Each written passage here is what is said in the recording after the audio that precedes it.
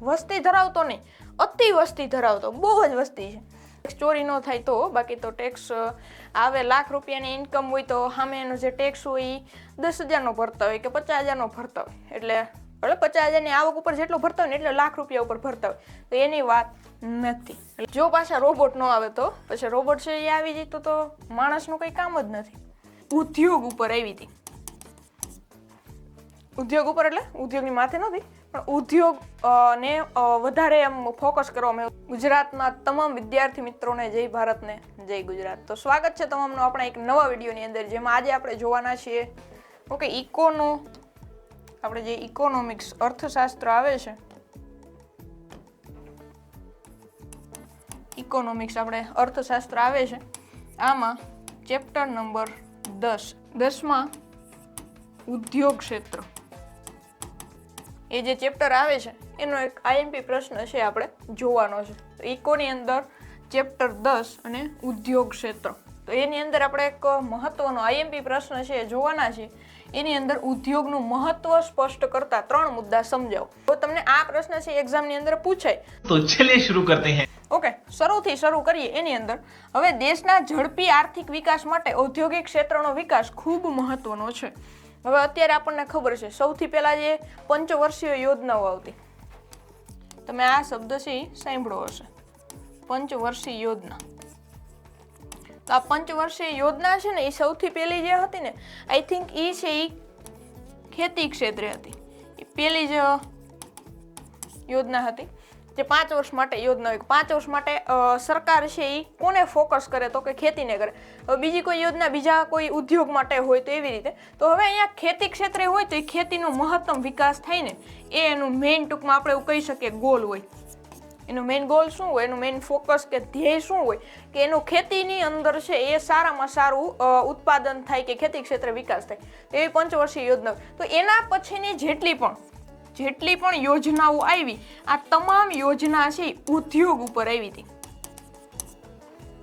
ઉદ્યોગ ઉપર એટલે ઉદ્યોગની માથે નથી, પણ ઉદ્યોગ ને વધારે એમ ફોકસ કરવામાં આવ્યું. ઉદ્યોગ ઉપર વધારે ધ્યાન કેન્દ્રિત કરવામાં આવ્યું હતું, જેના લીધે અત્યારે ઉદ્યોગ છે તમે જોતા હશો ખેતી કરતા ઉદ્યોગ છે એ વધારે આમ ઝડપી બન્યા છે. વાત સહી. એટલા માટે અહીંયા પણ એવું કીધું દેશના ઝડપી આર્થિક વિકાસ માટે કોનો વિકાસ ખૂબ મહત્વનો છે તો કે ઔદ્યોગિક ક્ષેત્રનો, ઉદ્યોગનો છે એ વિકાસ મહત્વનો છે. એના પછી દેશમાં સામાજિક અને રાજકીય સ્થિરતા માટે ઉદ્યોગ ક્ષેત્ર મહત્વનો ભાગ ભજવે છે. હવે દેશની અંદર સમાજની અંદર કયો અથવા તો રાજકીય, અહીંયા પોલિટિક્સ આવી જાય ને સમાજ આવી જાય, સોશિયલ બી આવી જાય, તો એની અંદર આપણે સ્થિરતા જોતી હોય તો ઉદ્યોગ ક્ષેત્રનો ફાળો છે મહત્વનો છે. ઉદ્યોગો હશે તો કોઈ પણ વસ્તુ બનશે, વસ્તુનું ઉત્પાદન છે એ ક્યારે થશે જો ઉદ્યોગો હશે તો સમાજ અને રાજકીય બંને પક્ષ છે ઉદ્યોગ ક્ષેત્ર હશે. હવે રાજકીયની અંદર આઈ થિંક ટેક્સ બાબતે હોઈ શકે, એટલે ઉત્પાદન માટે અથવા તો સમાજની માટે કહો કે રાજકીય માટે સ્થિરતા માટે કોણ મહત્વનો ભાગ ભજવે, અહીંયા આવશે ઉદ્યોગ ક્ષેત્ર. કારખાનાની વાત, આપણે ઉદ્યોગો જે હોય છે એની વાત ચાલે છે. હવે એની અંદર જો મુદ્દા આપણા, પહેલો મુદ્દો છે રાષ્ટ્રીય આવકમાં ફાળો. ઉદ્યોગનું મહત્વ છે. ઉદ્યોગ ભાઈ શું કામ આવે આપણને, ઉદ્યોગ છે સમાજની અંદર રાજકીય અંદર કામ તો આવે છે, સ્થિરતા લાવવા મહત્વનો ભાગ તો ભજવે છે, પણ હવે કઈ રીતે. હવે મેઇન જે આપણે 3 મુદ્દા જોવાના છે એ આમાં જોઈએ છે. હવે સૌથી પહેલો રાષ્ટ્રીય આવકમાં ફાળો. રાષ્ટ્રીય આવકમાં ફાળો. હવે રાષ્ટ્રીય આવકમાં કઈ રીતના ફાળો ભોગવે છે એમ તો નહીં, પણ ભાગ ભજવે છે અથવા તો આપે છે એ જોવાનું છે કે રાષ્ટ્રની અંદર છે ઉદ્યોગો કઈ રીતના મદદરૂપ થાય છે. વન બાય વન જોઈએ તો ઉદ્યોગોના વિકાસને કારણે દેશના અર્થતંત્રમાં ખેતી ક્ષેત્રનું પ્રભુત્વ છે ઘટ્યું છે અને ઉદ્યોગોનો રાષ્ટ્રીય આવકમાં ફાળો વધવા પામ્યો છે. આમ છતાં તે પૂરતો છે તેમ કહી શકાય નહીં. હવે અત્યારે આપણને ખબર છે, પહેલા જેમ મેં વાત કરી પંચવર્ષીય યોજના છે કોના માટે તો કે ખેતી માટે. ખેડૂતને વધારે આગળ લઈ આવવાનું હતું, પણ એના પછીની જેટલી પણ પંચવર્ષીય યોજના એવી મોસ્ટ ઓફ કોને લાગે તો કે ઉદ્યોગને. કોને આગળ લઈ આવવાના હતા તો કે ઉદ્યોગને છે આગળ લઈ આવવાના હતા. તો હવે ઉદ્યોગને આગળ લઈ આવવા માટે આપણે ક્યાંક ને ક્યાંક અર્થતંત્રમાં ખેતી ક્ષેત્ર છે પ્રભુત્વ ઘટી ગયું છે. ખેતીને એટલું બધું પ્રાધાન્ય આપવામાં આવતું નથી. જો કે આપણે ઉદ્યોગો હકો હોય તો મોસ્ટ ઓફ છે એ કાચી જે કાચો માલ છે એ કેમાંથી આવે તો કે ખેતીમાંથી આવે. એટલે એમ ખેતીનું માન છે, હાવ નથી એવું નથી, પણ એટલું બધું પ્રાધાન્ય છે ઉદ્યોગ જેટલું આપવામાં આવતું નથી. વાત તો સહી છે. એના પછી ઉદ્યોગોનો રાષ્ટ્રીય આવકમાં ફાળો છે એ વધવા પામ્યો છે. રાષ્ટ્રીય આવકમાં ઉદ્યોગનો ફાળો છે એ આવે છે, રાષ્ટ્રીય આવકની અંદર ઉદ્યોગનો ફાળો વધે છે, તેમ છતાં તે પૂરતો છે એમ કહી શકાય નહીં. એટલે આપણે હજી જોતું છે એટલું હજી આપણને મળ્યું નથી એવું આની અંદર કહે છે. એના પછી જોઈએ A few moments later. 1951માં રાષ્ટ્રીય આવકનો 16.6% હિસ્સો ઉદ્યોગોનો હતો, જે 2013-14માં વધી કેટલો થયો તો કે 27% થયો. રાષ્ટ્રીય આવકમાં ઔદ્યોગિક ક્ષેત્રનો ફાળો વધવા સેવા ક્ષેત્રનો પણ વિકાસ થયો છે.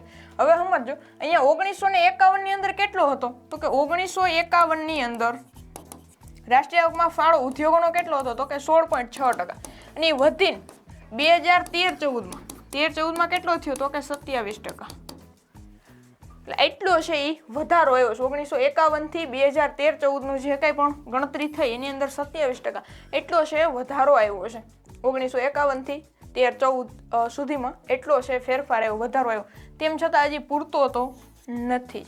ઓકે, એટલે એમ કહી શકાતો નથી. પૂરતો છે એવું કહી શકાતું નથી, પૂરતો નથી. ઓકે, અરે કહેના ક્યાં ચાહતે હો. અને ફાળો વધતા સેવા ક્ષેત્રનો પણ વિકાસ થયો છે.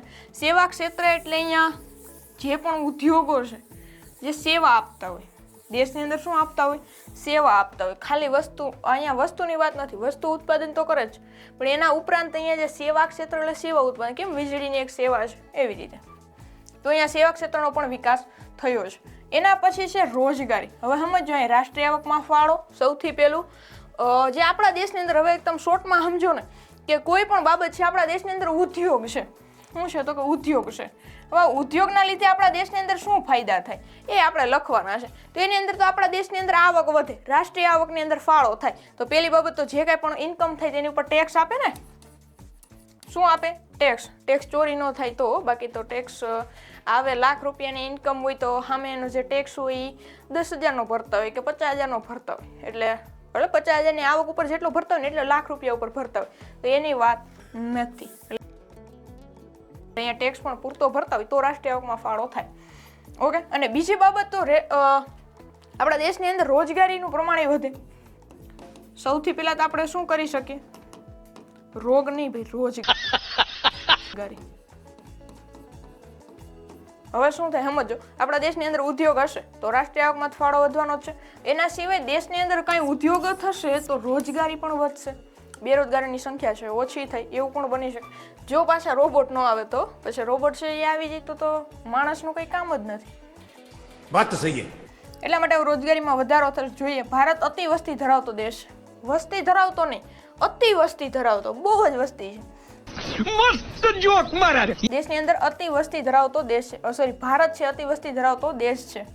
એટલે આપણે દેશની અંદર આપણને ખબર છે કે એટલી બધી રોજગારી મળતી નથી.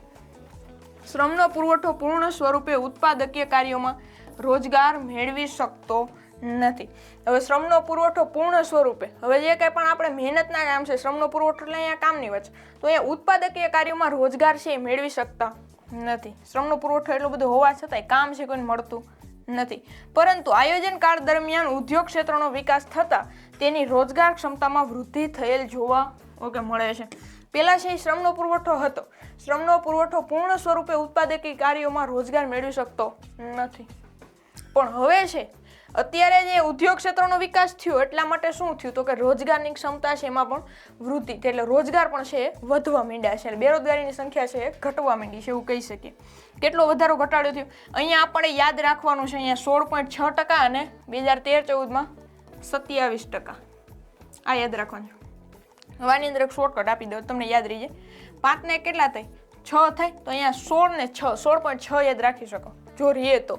બાકી અહીંયા તમે 4 અને 3માં યાદ રાખી શકો 7.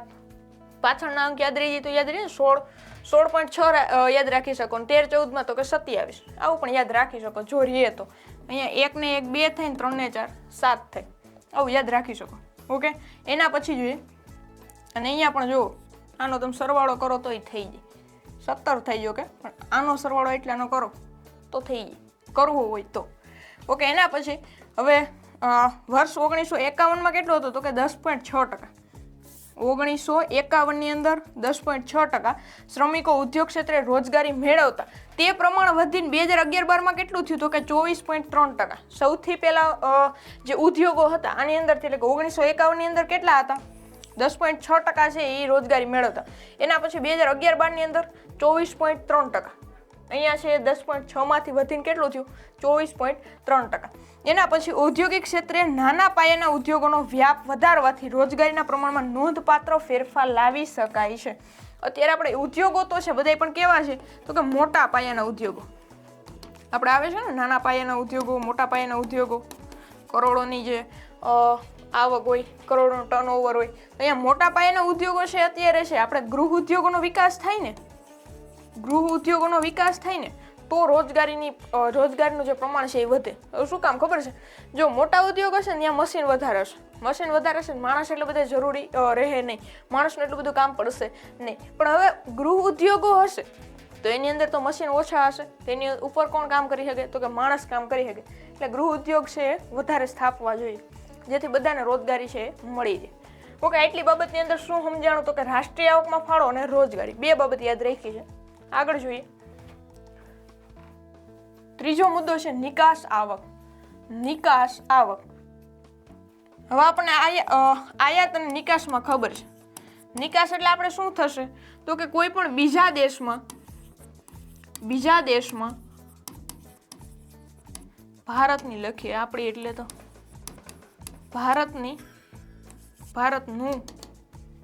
ભારતનું ઉત્પાદન મોકલવું. આ કોઈ વ્યાખ્યા નથી પણ આ એક સમજાય છે ને એ લીધે.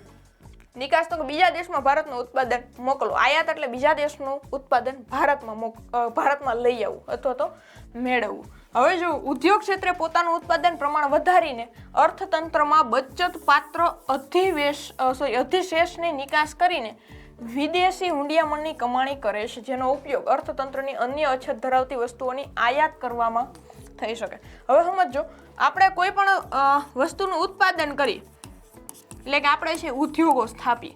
હવે જેમ જેમ ઉદ્યોગો સ્થપાય એમ વસ્તુનું શું થશે તો કે ઉત્પાદન થશે.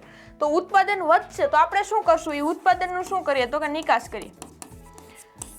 કોઈ પણ વસ્તુનો આપણે નિકાસ કરીએ, આપણે અમેરિકામાં નિકાસ કરીએ. આપણે ક્યારના અમેરિકાની વાત કરીએ છીએ ને, અમેરિકન આગળના લેક્ચરની અંદર પણ આપણે અમેરિકા કરતા હતા. તો હવે અહીંયા અમેરિકાની વાત કરીએ તો અમેરિકાની અંદર આપણે નિકાસ કરીએ તો અમેરિકાનું ચલણ શું કહેવાય તો કે ડોલર. તો ડોલરમાં વસ્તુનું નિકાસ થાય, ડોલર ટૂંકમાં આવશે. દેશની અંદર ડોલર વધે છે.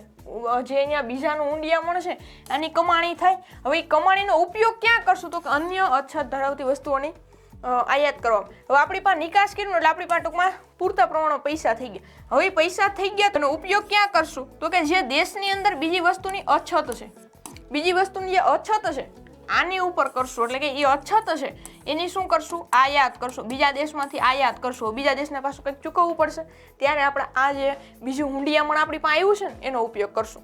ઓકે, હવે સમજાય છે.